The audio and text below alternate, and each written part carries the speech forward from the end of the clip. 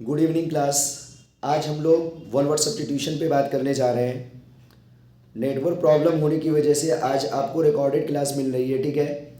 चलिए मैं एक एक करके सारे वन वर्ड सब्स्टिट्यूशन को आपके सामने लिख रहा हूँ और उसे समझाने और बताने की कोशिश करूँगा।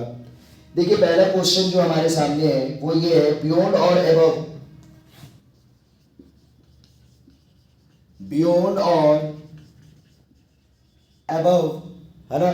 बियॉन्ड और above the range of normal, the range of normal है ना, the range of normal or physical human experience or physical human experience। Option A है इसका मंडेन, ऑप्शन बी है इसका ट्रांसेंडेंट,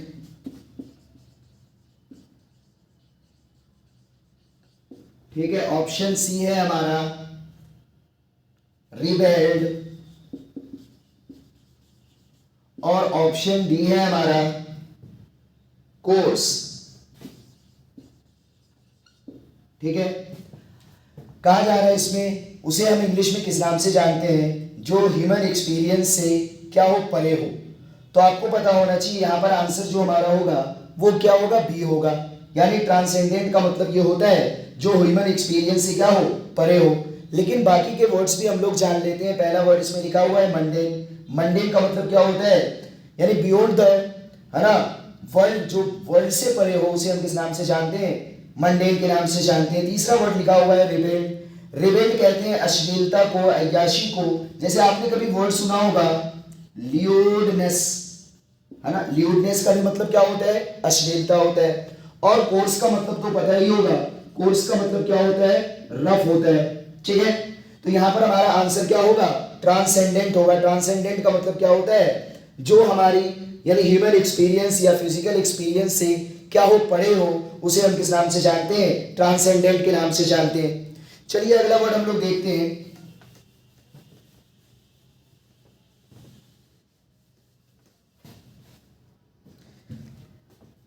कैपेबल ऑफ बीइंग। अगला question देखिए, capable of being, capable of being imagined और ग्रास्प्ड mentally, imagined और ग्रास्प्ड mentally. Option A है आपका डैजलिंग, ऑप्शन बी है कंसीवेबल और ऑप्शन सी है स्टनिंग और ऑप्शन डी है स्पेक्टेकुलर।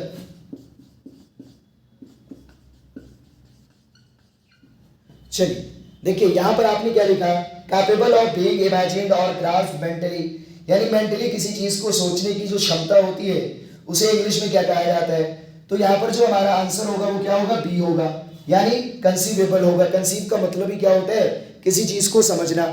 तो जो समझने की क्षमता होती है उसे हम किस नाम से जानते हैं, कंसीवेबल के नाम से जानते हैं, ठीक है भाई। लेकिन बाकी के जो वर्ड्स है वो भी हम लोग जान लें। देखिए यहाँ पर डेजलिंग आपने लिखा है, स्टनिंग आपने लिखा है, स्पेक्टेकुलर लिखा है। ये तीनों वर्ड्स हमारे क्या हैं, एक दूसरे के सिनोनिम है।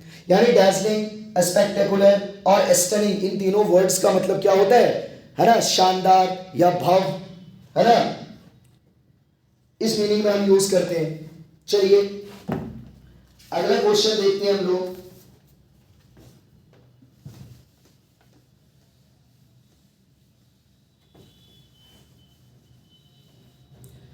अगला क्वेश्चन है, a person who leaves,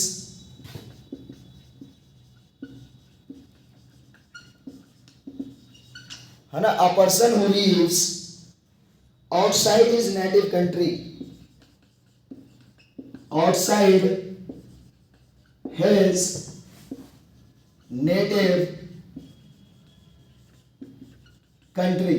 option A है आपका इंडिजिनस,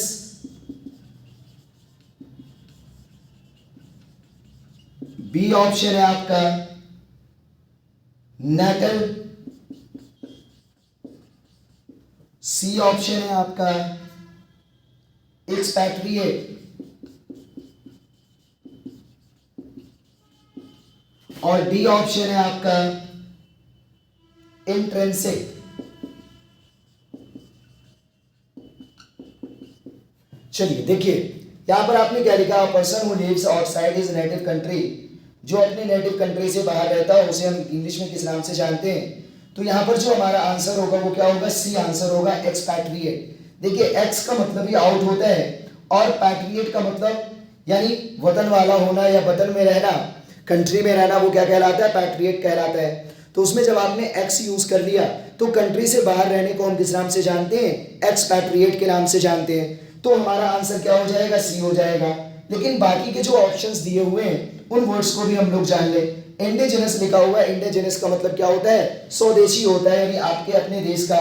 नेटल का मतलब क्या होता है, पैदाइशी या न्यू बोर्न आप कह लें, जैसे न्यू नेटल आपने सुना होगा, नेटल वर्ड हम जरा से यूज करते हैं पैदाइशी के लिए। और यहाँ पर एक वर्ड दिया हुआ है इंट्रिंसिक, इंट्रिंसिक का मतलब क्या होता है, इंटरनल, अंदरूनी। ठीक है, चलिए अगला क्वेश्चन देखते हैं हम लोग।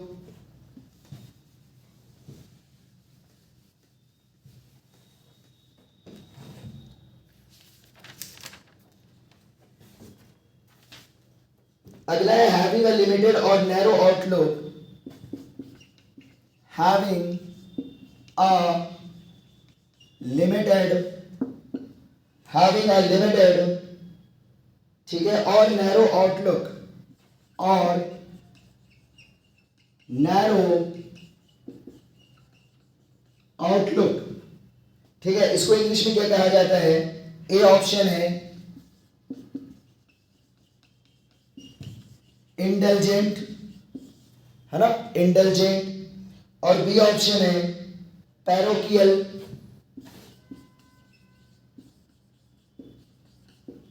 पैरोकियल, और सी ऑप्शन है इगोटिस्टिकल,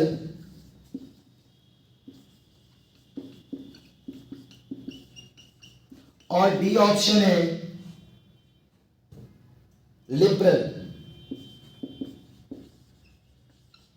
ठीक है, यानी जो नैरो माइंडसेट के लोग होते हैं उसे हम किस नाम से जानते हैं, है ना, जो नैरो सोच रखने वाला हो, जो संकुचित सोच रखने वाला हो, उसे हम किस नाम से जानते हैं, ये पूछा जा रहा है। तो यहां पर जो आंसर हमारा होगा वो क्या होगा, पैरोकियल होगा। पैरोकियल का मतलब क्या होता है, नैरो माइंडेड व्यक्ति। बाकी के यहाँ पर वर्ड्स लिखे हुए हैं, इंटेलिजेंट आपने लिखा है, इंटेलिजेंट का मतलब क्या होता है, काइंड होता है। अगर इंटेलिजेंट का मीनिंग आप जाने, यानी दयालु के माने में यूज करते हैं। जेनरस भी इसका सिनोनिम हो सकता है इंटेलिजेंट का, यानी intelligent, generous, kind, kind hearted, आप ये सब कह सकते हो। ईगोटिस्टिकल का मतलब क्या होता है, सेल्फ सेंटर्ड, यानी जिसको हिंदी में आप कहते हैं, यानी ऐसा व्यक्ति जो अहंकारी हो, वो क्या कहलाता है, ईगोटिस्टिकल कहलाता है। और लिबरल का मतलब तो पता ही होगा, लिबरल का मतलब क्या होता है, उदार होता है। ठीक है, चलिए भाई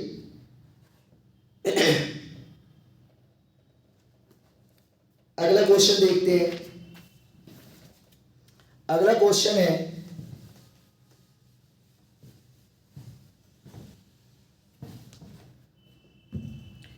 एक्सट्रीमली हैप्पी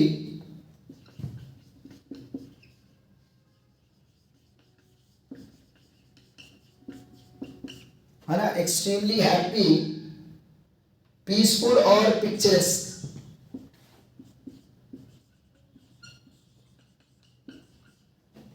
पीसफुल और पिक्चरस्क,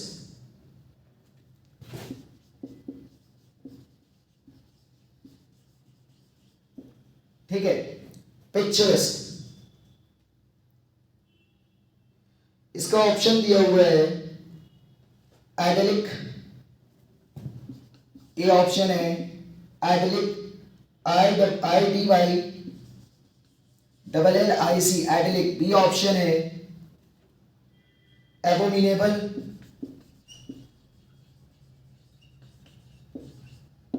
सी ऑप्शन है ओटा, और डी ऑप्शन है आपका एमिस। ठीक है, ये आपके क्वेश्चंस हैं। और यहां पर कहा क्या जा रहा है कि एक्सट्रीमली हैप्पी, पीसफुल और पिक्चरस्क को इंग्लिश में क्या कहा जाता है, यानी बहुत ज्यादा जो खुशी होती है उसे इंग्लिश में हम किस नाम से जानते हैं, है ना। तो यहाँ पर जो आंसर हमारा होगा वो ए ऑप्शन होगा, आइडेलिक होगा। ठीक है, बाकी के वर्ड्स को हम लोग समझ जाए, है ना। यहाँ पर बी ऑप्शन में दिया हुआ है एबोमिनेबल। एबोमिनेबल का मतलब क्या होता है भाई? एबोमिनेबल का मतलब होता है घिनौना, जघन्य आप कह लें। इसके सिनोनिम के रूप में आपने वर्ड कभी पढ़ा होगा, एबहोरेंट वर्ड पढ़ा होगा, डिटेस्टेबल वर्ड आपने पढ़ा होगा, है ना, हीनस वर्ड आपने पढ़ा होगा, है ना। तो एबहोरेंट, हीनस, डिटेस्टेबल, ये सब हमारा सिनोनिम हो जाएगा किसका? एबोमिनेबल का, है ना। बाकी सी ऑप्शन जो दिया हुआ है यहाँ पर, ओटा दिया हुआ है सी ऑप्शन, इसका मतलब क्या होता है? लिटिल, यानी छोटी मात्रा का, कम मात्रा का। ठीक है, और एमिस दिया हुआ है, एमिस का मतलब क्या होता है? गलती होती है ना, एरर होता है, या फिर दोषी, रॉन्ग हो सकता है ना, ये सब इसके मतलब होते हैं। या इम्परफेक्ट आप कह सकते हैं एमिस को। एमिस का मतलब क्या होगा? इम्परफेक्ट होगा, या एमिस का मतलब क्या होगा? रॉन्ग होगा, गलत होगा। ठीक है, चलिए अगला क्वेश्चन देखते हैं हम लोग।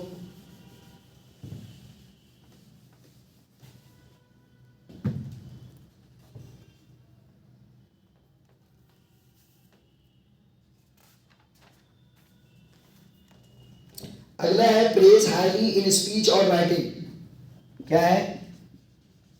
प्रेज हाईली इन स्पीच और राइटिंग, यानी लेखनी में या बोलने में बहुत ज्यादा प्रशंसा को हम किस नाम से जानते हैं? इसका ऑप्शन है, ए ऑप्शन है चाइल्ड। ए ऑप्शन क्या है? चाइल्ड। बी ऑप्शन है आपका इयोलोजाइज।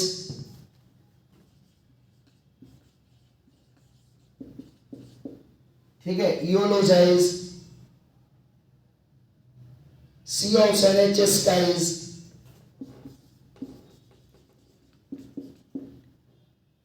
है ना, चेस्टाइज। और डी ऑप्शन है आपका रेप्रीमेंट।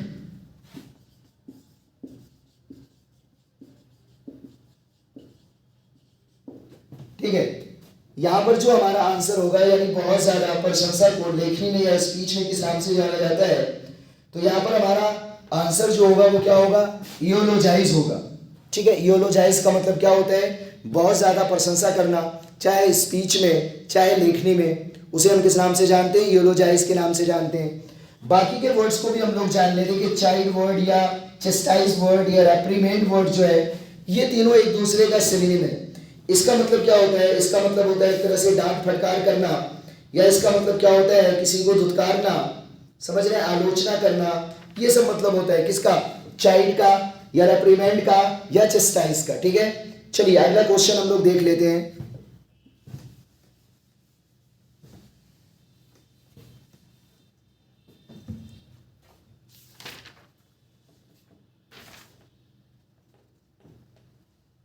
And attractively tall,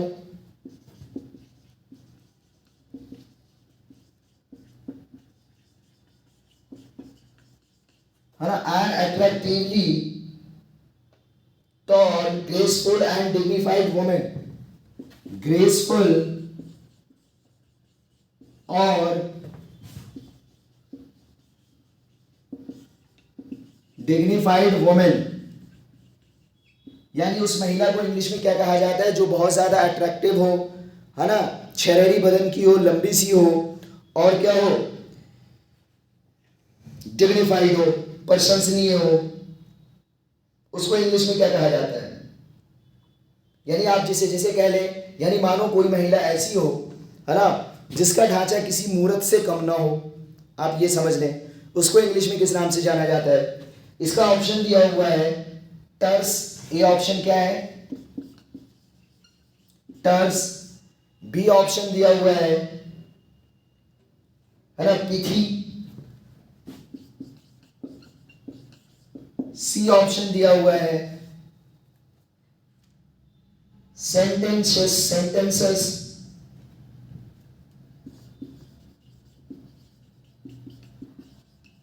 और डी ऑप्शन है स्टैच्यूएस्क।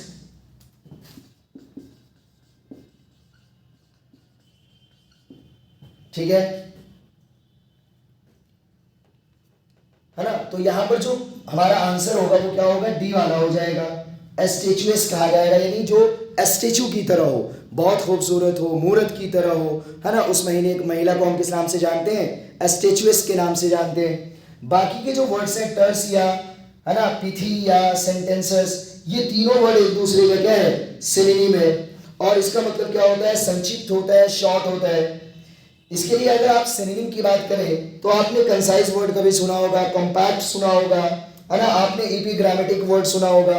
ये सब एक दूसरे का सिनोनिम होता है, टर्स, सेंटेंसेस, है ना, पिथी। और इसमें और भी वर्ड्स लिख सकते हैं जैसे एपिग्रामेटिक, है ना, एपिग्रामेटिक, है ना, या फिर कॉम्पैक्ट। ये सब वर्ड सिनोनिम में आता रहता है ना। मैं इसलिए बता दे रहा हूं ताकि कभी अगर आ जाए तो आप उसे क्या कर सके, जान सके। चलिए अगला क्वेश्चन देखते हैं हम लोग।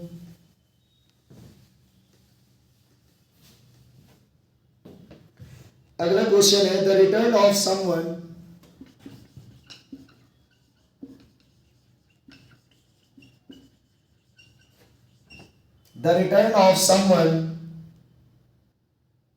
to his own country,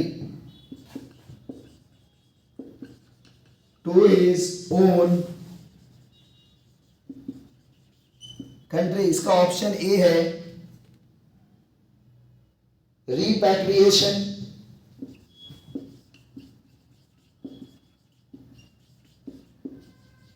B option है माइग्रेट, है ना, सी ऑप्शन है इमिग्रेट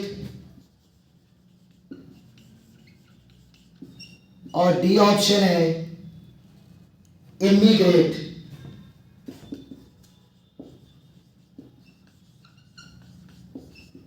ठीक है, यानी आपके सामने लिखा हुआ है कि उस व्यक्ति को हम क्या किस नाम से जानेंगे, जो अपने कंट्री क्या गया हो, वो वापस आ गया हो। तो यहां पर जो होगा वो क्या होगा, रिपैट्रिएशन होगा। क्या आंसर होगा, रिपैट्रिएशन। रिपैट्रिएशन का मतलब फिर से अपने कंट्री में क्या हो जाना, वापस हो जाना। ये क्या कहलाएगा, रिपैट्रिएशन कहलाएगा। समझ रहे हैं। बाकी के जो वर्ड्स है उस वर्ड को भी जान ले। बी ऑप्शन में लिखा हुआ है माइग्रेट। माइग्रेट का मतलब क्या होता है, किसी काम के लिए एक जगह से दूसरी जगह जाना। और तीसरा वर्ड लिखा हुआ है इमिग्रेट। इमिग्रेट का मतलब क्या होता है, काम के लिए, या फिर आप ये कह सकते हैं इमिग्रेट का मतलब होता है किसी दूसरे कंट्री में क्या हो जाना, सेटल हो जाना। ठीक है। और इमिग्रेट का मतलब क्या होता है यानी एक तरह से अपने कंट्री में क्या होना, सेटल होना। ठीक है, चलिए अगला क्वेश्चन देखते हैं। देखिए मजा तो नहीं आ रहा भाई, है ना। लाइव की जो बात होती है उसकी बात ही कुछ अलग होती है, लेकिन नेटवर्क डिस्टर्ब की वजह से मैं रिकॉर्डेड आपको कुछ दे रहा हूं।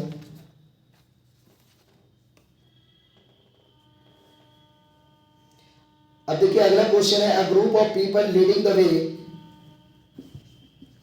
A group of people leading the way, है ना, leading the way in new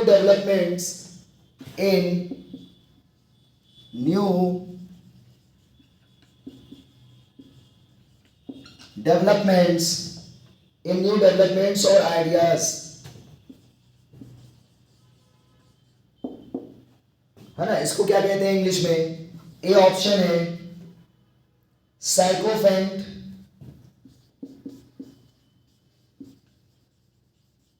B option है स्टूज, ठीक है, सी ऑप्शन है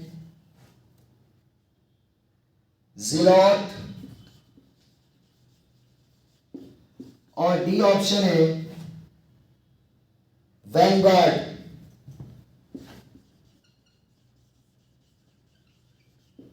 ठीक है, यानी लिखा जा रहा है group of people leading the way in new developments और आइडियाज। यानी ऐसे व्यक्ति को हम इंग्लिश में किस नाम से जानते हैं, जो नए आइडियाज और डेवलपमेंट में क्या हो, इन्वॉल्व हो, नए आइडियाज और डेवलपमेंट को क्या करता हो, एक तरह से सामने लाता हो, तो उसे जो हम इंग्लिश में कहते हैं वो क्या कहलाता है, वैनगार्ड कहलाता है। यहाँ पर आंसर जो होगा हमारा वो क्या हो जाएगा, डी हो जाएगा भाई। लेकिन बाकी के वर्ड्स को भी हम लोग जानते। देखिए पहला ए ऑप्शन दिया हुआ है साइकोफेंट। साइकोफेंट का मतलब आपको पता होगा, इसका मतलब क्या होता है, चापलूस होता है ना। साइकोफेंट का मतलब क्या होता है, फ्लैटरर होता है, चापलूस होता है। स्टूज अगर कहें तो इसका मतलब क्या होता है, सबऑर्डिनेट होता है, यानी जो अधीनस्थ कर्मचारी या अधिकारी होता है उसे हम किस नाम से जानते हैं, स्टूज के नाम से जानते हैं। यानी स्टूज का मतलब एक तरह से सबऑर्डिनेट होता है, या फिर स्टूज का मतलब क्या होता है, आप असिस्टेंट भी कह सकते हैं। और तीसरा वर्ड जो लिखा हुआ है यहाँ पर जिलॉट लिखा हुआ है। जिलॉट का मतलब क्या होता है, ऑर्थोडॉक्स होता है, या जिलॉट का मतलब क्या होता है, फैनेटिक होता है। यानी जो किसी आइडियाज को लेकर क्या हो, पूरी तरह से कट्टर हो, उसे हम किस नाम से जानते हैं, जिलॉट के नाम से जानते हैं। यानी जिलॉट का मतलब क्या होगा, ऑर्थोडॉक्स हो जाएगा। तो भाई समझ लिया, साइकोफेंट का मतलब क्या होगा, फ्लैटरर होगा। स्टूज का मतलब क्या होगा, सबऑर्डिनेट यानी अधीनस्थ। और जिलॉट का मतलब क्या होता है, फैनेटिक, यानी जो किसी आइडियाज से क्या हो, बिल्कुल जुड़ा हुआ, उसे हम किस नाम से जानते हैं, फैनेटिक के नाम से जानते हैं। चलिए अगला देखिए question.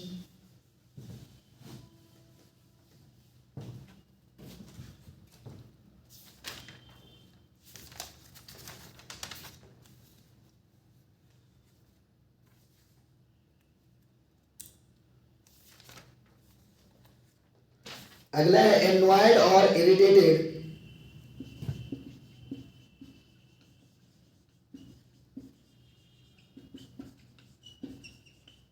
annoyed or irritated and quick to take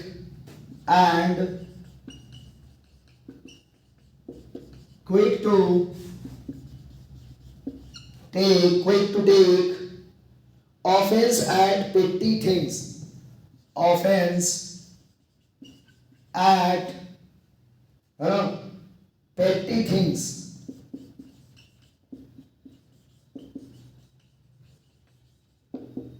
option A है आपका अपीज, बी ऑप्शन है मॉडिफाई,